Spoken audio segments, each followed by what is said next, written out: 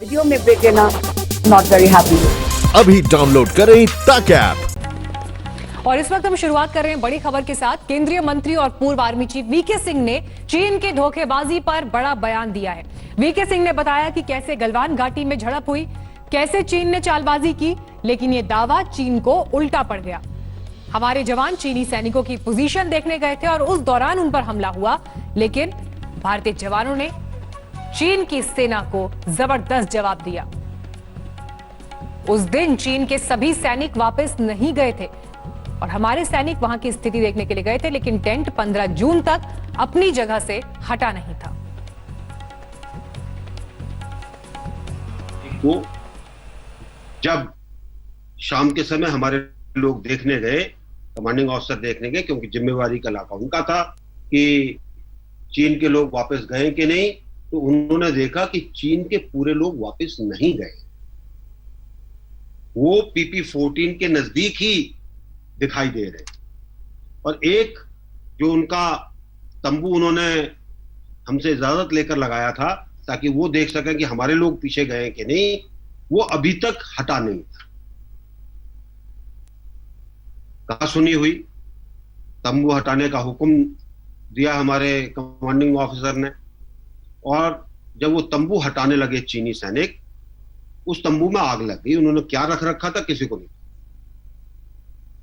अब आप इस चीज के बारे में सोच विचार करिए। आपका तंबू है, आपसे 100-200 गज, वहां कहा सुनी हो रही है, थोड़ी देर में तंबू उखड़ रहा है और उसमें आग लग जाती है।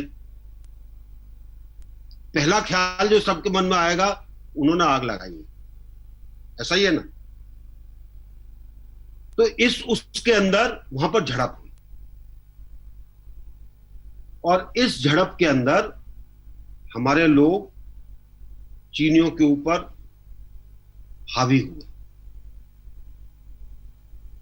चीन ने अपने और लोग बुलाए, हमारे लोगों ने भी अपने और लोग बुलाए। चीन के लोग, क्योंकि उनकी तरफ रास्ता थोड़ा ठीक था, थोड़ा जल्दी आ गए। उसके बाद जब हमारे लोग आए तो तकरीबन रात के समय अंधेरे में दोनों सेनाओं के सैनिकों के बीच में जो उनके पास था, हथियार इस्तेमाल करने की इजाजत नहीं है क्योंकि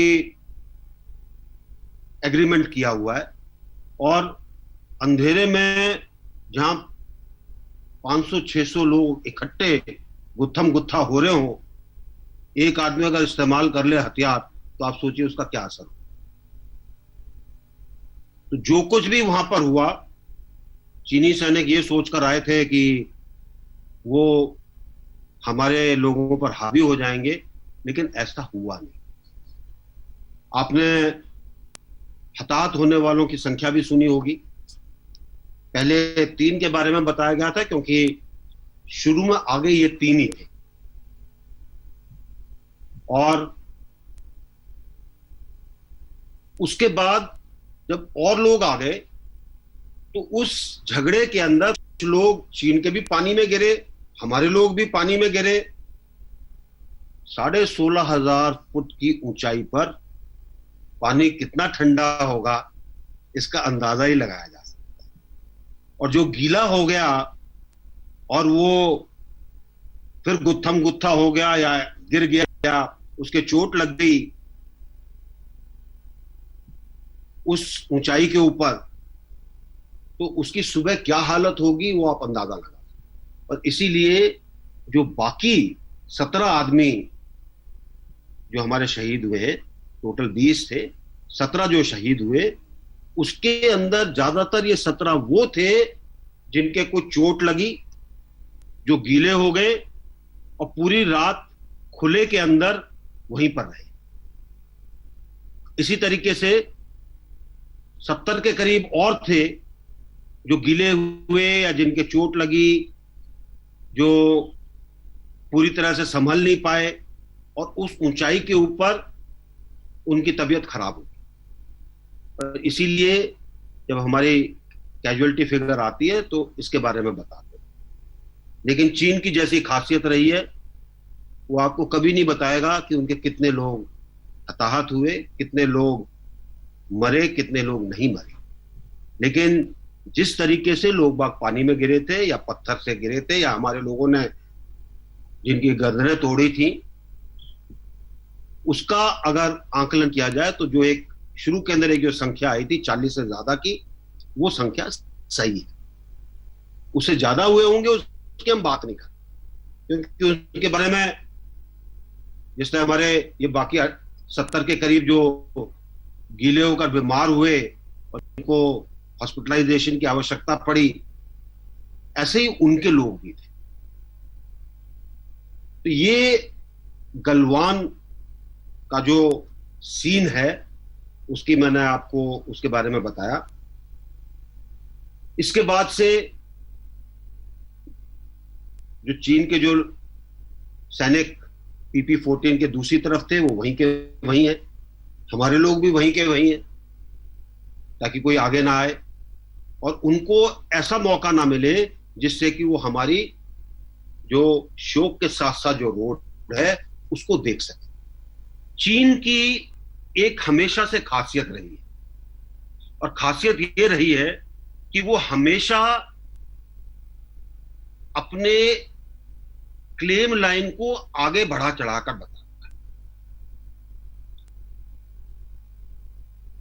उनके प्रधानमंत्री ने 59 में हमारे प्रधानमंत्री को एक नक्शा दिया था जो तकरीबन इतना बड़ा था और इस नक्शे के ऊपर उन्होंने अपनी क्लेम लाइन मार्क कर रखी थी कि ये हमारी क्लेम लाइन है। अब इस नक्शे को अगर आप जमीन पर उतारने का प्रयत्न करेंगे तो कहीं ना कहीं उसमें गड़बड़ जरूर है और इसी गड़बड़ का वो लोग फायदा उठाते हैं। आप कहेंगे कि जी ये पहाड़ के ऊपर से जानी चाहिए, तो कहेंगे नहीं जी नदी में से जानी चाहिए।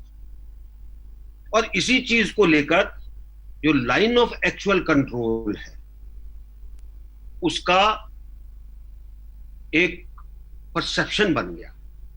वो कहते हैं जी फलां जगह तक है, कहते हैं फलां जगह तक है।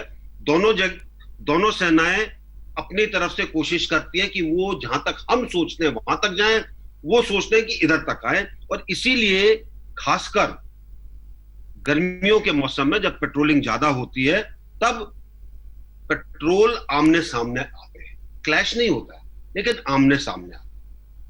पिछले 5-6 साल से धक्का मुक्की शुरू हुई।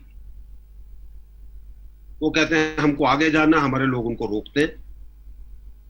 और अभी भी आपने देखा होगा, चाहे पेंगोंग त्सो का इलाका हो, चाहे गलवान का इलाका हो, चाहे हॉट स्प्रिंग कोंकाला का इलाका हो, चाहे देमचौक का इलाका हो, ये धक्का मुक्की वो करने की कोशिश करते हैं सिर्फ इसलिए कि हमको अपनी लाइन तक जाना है, ताकि वो वहां पर फोटो खींच सकें।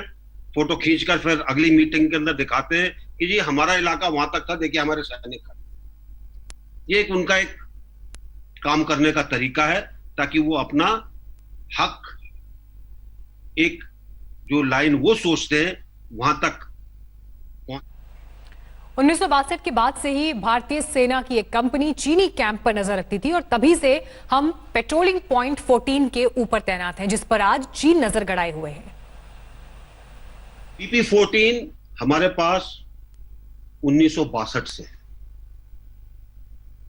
1962 में गलवान घाटी में हमारी एक कंपनी हुआ करती थी ताकि वो नजर रखे कि अक्साई चीन की तरफ से कोई ना आए।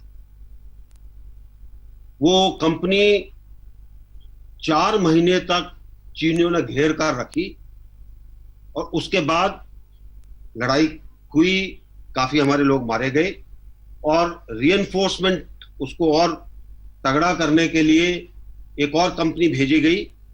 1962 की लड़ाई में जहां पर लाइन ऑफ एक्चुअल कंट्रोल है, जो मैंने आपको बताया श्योक से 7-8 किलोमीटर दूर, वहां पर जाकर लड़ाई खत्म। तब से हम PP-14 के ऊपर बैठे। केशव जी स्क्रीन शेयरिंग कर दो। कोई नहीं, मैं इसमें समझा देता। ये जो सबसे चौड़ा जो है ये है श्योक नदी। गलवान नदी इस तरह से आकर श्योक नदी के अंदर मिलती है। अब गलवान नदी का तकरीबन 7 या 8 किलोमीटर का इलाका हमारे पास है। बाकी गलवान नदी तकरीबन 100 किलोमीटर लंबी है। बाकी इलाका 1962 से चीन के पास है। ये नदी अक्साई चिन का जो प्लेन इलाका है, जब वो खत्म होता है, जहां से काराकोरम पर्वतमाला शुरू होती है, वहां के ग्लेशियर से निकलती है और लंबा रास्ता लेकर ये जो जगह मैंने आपको बताई, हमारे श्योक से तकरीबन 7 किलोमीटर दूर, यहां पर पश्चिम की तरफ मुड़ती है और आकर श्योक नदी में मिल जाती है। जो लाइन ऑफ एक्चुअल कंट्रोल है वो इस छोटा सा एक दर्रा वहां पर बनता है जहां से नदी निकल पश्चिम की तरफ मुड़ती है। उस जगह पर उसको हम PP14 बोलते हैं। ये नाम आपने सुना होगा। PP14 हमारे पास 1962 से है। 1962 में गलवान घाटी में हमारी एक कंपनी हुआ करती थी ताकि वो नजर रखे कि अक्साई चीन की तरफ से कोई ना आए। वो कंपनी 4 महीने तक चीनियों ने घेर कर रखी और उसके बाद लड़ाई हुई, काफी हमारे लोग मारे गए और रीएनफोर्समेंट उसको और तगड़ा करने के लिए एक और कंपनी भेजी गई। 1962 की लड़ाई में जहां पर लाइन ऑफ एक्चुअल कंट्रोल है, जो मैंने आपको बताया श्योक से 7-8 किलोमीटर दूर, वहां पर जाकर लड़ाई खत्म। तब से हम PP14 के ऊपर बैठे। नमस्कार, मैं हूं अंजना ओम कश्यप। हमें उम्मीद है ये वीडियो आपको पसंद आया होगा। लेटेस्ट खबरों के लिए यूं ही देखते रहिए आज तक और इस वीडियो के पसंद आने पर लाइक, शेयर एंड सब्सक्राइब करना ना भूलें।